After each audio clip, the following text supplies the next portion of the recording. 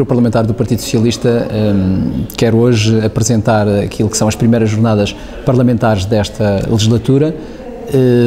aliás, num tempo certo, um tempo depois das eleições do Partido Socialista, com uma nova liderança, e o Grupo Parlamentar preparou e está a organizar umas jornadas parlamentares cuja ideia fundamental é encontrar novas políticas para mudar a Madeira. É, do nosso ponto de vista, fundamental que haja daqui para a frente novas ideias, novas soluções que de alguma forma cortem com aquilo que tem sido os vícios do passado, as políticas erradas do passado que conduziram a Madeira para o estado em que nós estamos. O lema, além desse objetivo fundamental, o lema é obviamente primeiro a Madeira. Julgamos que é determinante que daqui para a frente, com aquilo que têm sido as opções do Governo Regional e aquilo que têm sido as decisões do Governo da República, que os madeirenses sintam que existe um porto seguro e que o PS Madeira é de facto um porto seguro para aquilo que são as suas ansiedades e as suas expectativas e sobretudo aquilo que pensam que poderá ser o futuro com esperança. Achamos que é indispensável que a política e os partidos políticos, e designadamente a oposição, possa trazer perspectivas de esperança para uma alternativa à região autónoma da Madeira. Essa organização contará com um lote de pessoas da sociedade civil madeirense. Vamos concentrar toda a nossa atenção em convidados da região autónoma da Madeira, excetuando a presença, obviamente, de um grupo de deputados do PS Açores, que de alguma forma estará connosco para fazer uma espécie de comparação de políticas do passado e análise da situação atual das duas regiões. Teremos basicamente convidados regionais, convidados da região autónoma da Madeira, que têm hoje responsabilidades elevadas nas várias áreas que nós queremos discutir e que vão contribuir com ideias e com soluções que traduzem o anseio das populações. No fundo, o que o PS Madeira quer fazer é que a nossa ação política, aquilo que vamos fazer daqui para a frente, seja o reflexo daquilo que é as ansiedades e as preocupações da população da Madeira, das diversas instituições que hoje estão na região autónoma da Madeira. E, portanto, vamos organizar as jornadas com mesas redondas, teremos 3 mesas redondas. A primeira, que decorrerá logo no sábado de manhã, entre as 10 e o meio-dia, será uma mesa redonda sobre basicamente os temas da economia e das finanças, e a ideia principal, ou o tema principal é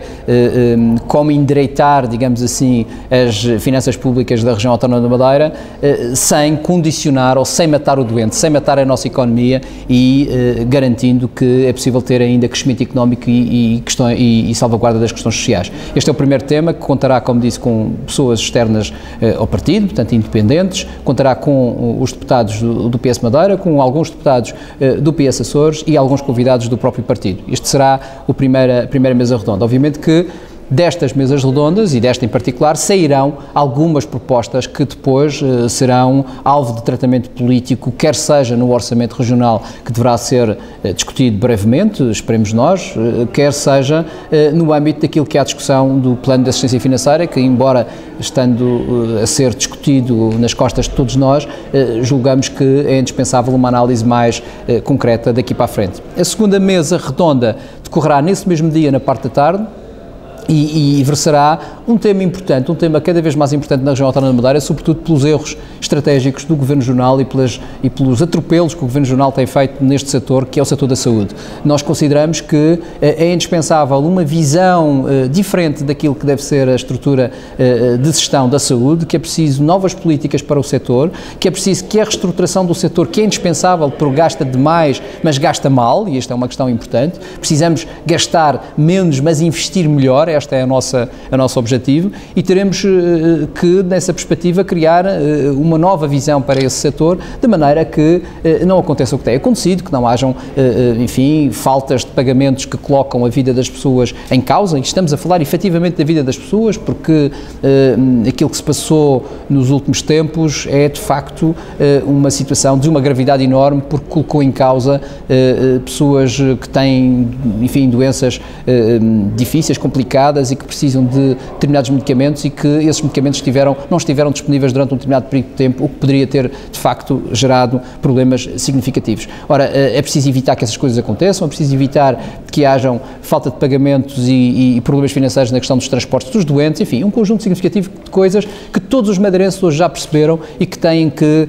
ter em atenção. Por exemplo, nós ontem ouvimos que o Governo Regional vai fechar 3 centros de saúde. Isto é um penso rápido que não resolve a questão da saúde, é um penso rápido simplesmente cuja consequência, diz o Sr. Governo Regional, é poupar 1 milhão de euros por ano. A nossa pergunta é, um Governo tem que fazer opções e nós não compreendemos que o Governo feche centros de saúde, deixe os doentes ou os potenciais doentes daquelas freguesias numa situação mais frágil, mas não feche, por exemplo, o Jornal da Madeira que gasta 5 milhões por ano. Isto é fazer opções. O Governo opta por fechar os centros de saúde que têm uma importância significativa para as pessoas, mas não seja no conforto que as pessoas